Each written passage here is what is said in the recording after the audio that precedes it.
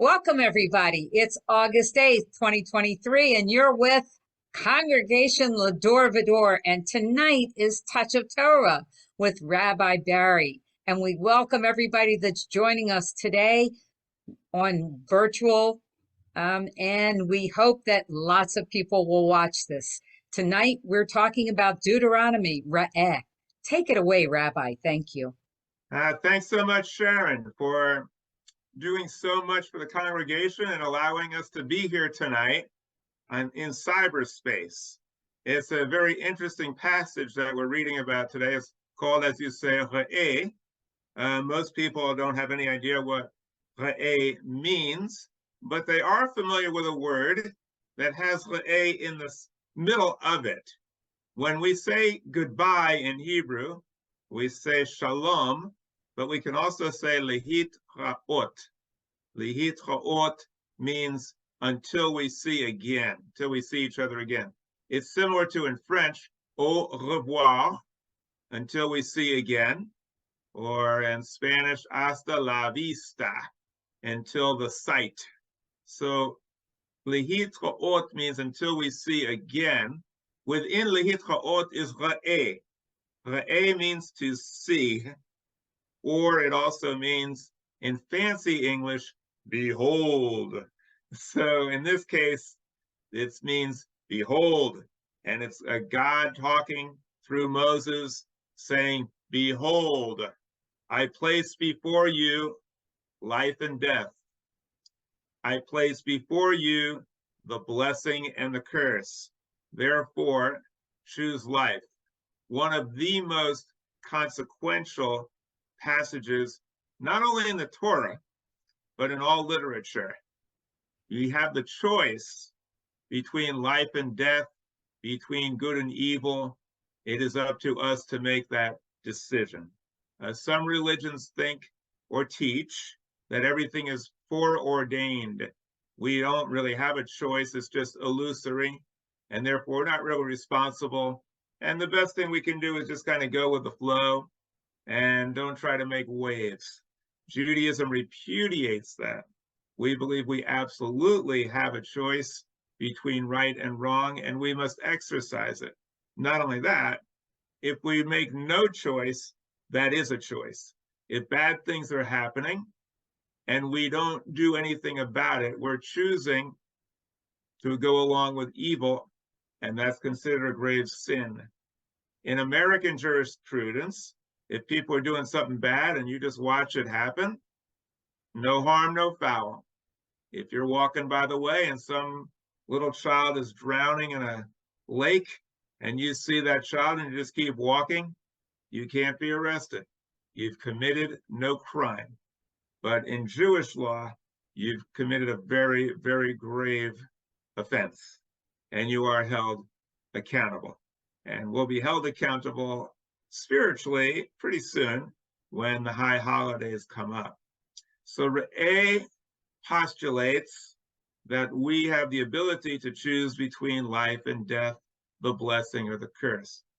Again, some religions teach that the world is really in bad shape. It's corrupt, it's evil, and we can make incremental decisions or changes, but we really can't change the course or the fabric of our lives and the world. The world is by nature evil. Human beings are born in sin. Judaism refutes all of that. We believe that whether the world is good or bad is going to be up to us. Whether our lives are good or bad, moral or immoral, that's up to us. So RE'EH is a very important passage.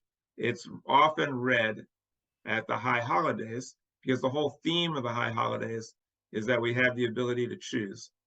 And many people think that when you choose to do the right thing because you want to be a goody-goody and you want to help other people. What we realize, and psychologists tell us, it's not just that we choose the right thing to help other people.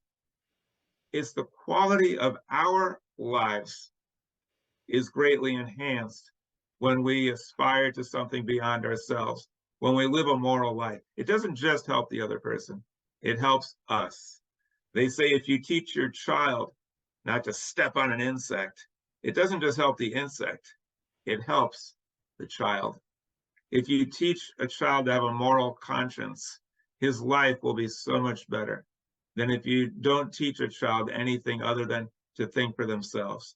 When we link ourselves to something greater than ourselves, a cause, a people, a movement, our lives take on meaning, and our lives are greatly enhanced as we also enhance the lives of others and the world. I will tell you that tomorrow night, we are going to be involved in such a gathering in which we are uniting the progressive groups in Palm Beach County. All of them share one thing in common. We believe in dedicating our lives to a cause greater than ourselves. And we get a thrill and a joy out of being part of something great. And so we will join together environmentalists, women's rights activists, abortion rights, LGBTQ folks, African Americans who want to be able to tell their own history and not have somebody else tell it for them. We'll be uniting people who believe that education should be free and not consist of indoctrination. We'll be uniting people who believe that the United States should be a democracy, not an autocracy, that we should be free to practice our own religion and not have one imposed upon us. People who believe all of these things will be gathering tomorrow at the Civic Center, the first gathering of its kind, I believe, in Palm Beach County.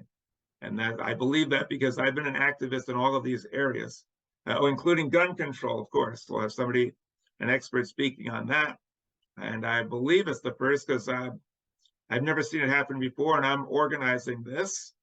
Va-Dor is a key part of this because we believe there should be a spiritual dimension to all of these issues, and that the churches, synagogues, mosques should mobilize their people to get involved in protecting the planet and making the world a better place. Imagine if all the thousands of people in the pews every Sunday and Friday and Saturday were all mobilized to join forces. Excuse me. And to make the world better. We could advance humanity greatly and also enhance the life of people in this county as well. And so everybody's invited. It's at the Civic Center from 7 to 9, and we'll be putting into practice RE'EH. Choose life, choose to make a difference, and exercise the beautiful freedom of choice that we enjoy in a democracy. You will also see there not only speakers, but also music, parodies, fun, and food. Should be a great time. That's 7 to 9, Civic Center, Jog Road in Delray, 16700 Jog Road. If you forget all of this and can't remember that it's tomorrow or the time or the place, go to ladorvador.org and you will see the details of this event as well as many other events that are coming up in the future. With that, I will turn it over to others for any questions, comments, or observations. So, Rabbi, the last parsha that we had last week, it talked about cause and effect, and you talked about that, right. EKEV. And we talked about kind of right and wrong and blessings and curses. And if you do the right thing, you get blessed. If you do the wrong thing. So that same line of thought is being repeated in RE'EH. You are very astute. Yes, these two passages are very much interconnected, and both of them are very important as we approach the high holidays. EKEV, like you said, literally means, EKEV means the heel. EKEV literally means on the heels of, or cause and effect. If you do this, this is going to happen. If you do good things and take care of the planet, it will yield its fruit. If you destroy it and desecrate it, it will turn against you. and cause all types of flooding and hurricanes and drought and famine. If you treat people well and you're friendly to them and kind to them, chances are most people will be kind back to you. If you treat people with contempt, your life will be ugly, and they will also have contempt for you. That's EKEV, cause and effect. EKEV is more or less saying, do the right thing because there's going to be an effect. If you do the right thing, it'll come back to you. That's cause and effect. This passage is a little different. It's saying you have a choice, choose life or choose death. And it's really saying do the right thing because it's the right thing to do. But the lesson is very, very close and very similar. If you choose life and how you approach your day-to-day existence, then good things will happen back to you. So you're right, Sharon. The two passages are really like mirror images saying the same things. And they really epitomize the philosophy of Judaism. As my dad used to say, if this was the only passage that we had in the whole Torah, if the whole Torah were destroyed and all we had was RE'EH, you would get a really good glimpse as to what Judaism is all about. Or EKEV, the passage from last week. That's really what moral living is all about. So, anybody else? Well, I want to keep going on that one line of thought is, if you see somebody in need, and you help them, it helps that person. And I think that's the point you were trying to make. It helps that person, but then you feel good about it. If you help people, if you give to the poor, or maybe you take a meal to somebody that needs it and it's hungry or whatever, it makes you feel good. So I think that's what you were getting at, that you do a mitzvah and it goes way beyond that mitzvah because it becomes a mitzvah for yourself as well as for the person. Right. A lot of people think that religion tells them you have to do the right thing because God is very stern and he's telling you to think about other people and you should be selfless. It's not really like that. Judaism doesn't believe that. Judaism says when you do the right thing, it's a mitzvah. It's a joy. It's not an obligation. It's not a burden that we have. The people that don't get a thrill out of helping others are missing out on life. Their lives are empty. We do the right thing because it's the right thing, but as a consequence, what these passages are telling, it enhances our lives. It makes living more fun. Now, I'm going to give you a real life example of this too. So I'm running this rally tomorrow. Now, I have certain skill sets and I have certain areas where I'm woefully deficient. Sharon could go on and in detail about many of these areas, but she's too polite. So I will just tell you that I am mechanically challenged. I am not the most organized. I don't understand anything about sound systems, how to get insurance. I don't know a lot of things about a rally. I can speak and I have pretty good connections, but there's so much to running and coordinating a rally that I don't know. It's just mind-boggling. And so throughout my time in this county, I do a lot of things with other people. Half the legal cases I've done, I never even charged for. They're pro bono. I am there for people. If they need my help, I'm there for them. And so when I ran this rally, I found out there were a lot of things that I needed to have done, and I had no idea how to do it.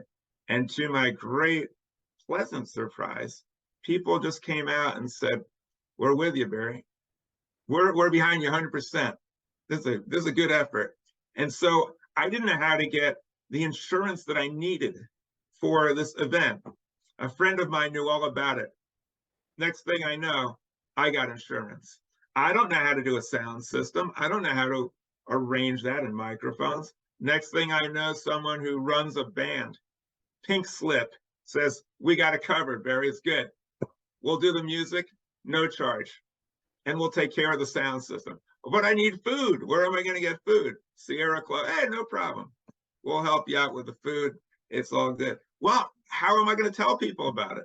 How am I going to spread the word? I don't understand the internet. I don't know social media. I don't know how to do it. Lo and behold, people came forward. We'll do that. We got it covered. And so all of these things are happening just because I have connections, relationships with people, and it works. Now, if you know me even a little bit, you will know that I don't just have connections that are positive.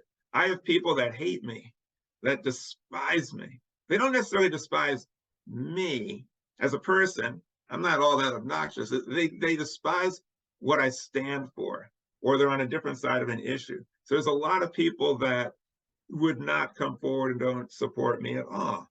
But there are many other people who are aligned. And I just found from this experience, this organizing this, it's just a really heartwarming thing to see people joining together for a good cause and helping out. It's just it's an amazing thing. And I have to include in that list, of course, Sharon, who does so much and so many of the things that I can't do. She does very well. We're also going to have someone videotape, video the whole thing. The whole thing's going to be on video. So people who can't show up, people who are out of town, they'll be able to see. They'll be able to see a leading expert on gun violence speak about that issue. Someone who's an expert on the environment, climate change, speak on. Someone who's an expert on Black history and African-American experience. Someone who's an expert on women's rights. They'll be able to see all of that. And they'll be able to see some fun music. I'm already coming up with new parodies all the time. I got a couple of new ones that I'm probably going to launch tomorrow night. And our cantor, Carol Garrett, will be there. And if Cantor Garrett is there, then you know there's going to be some good music.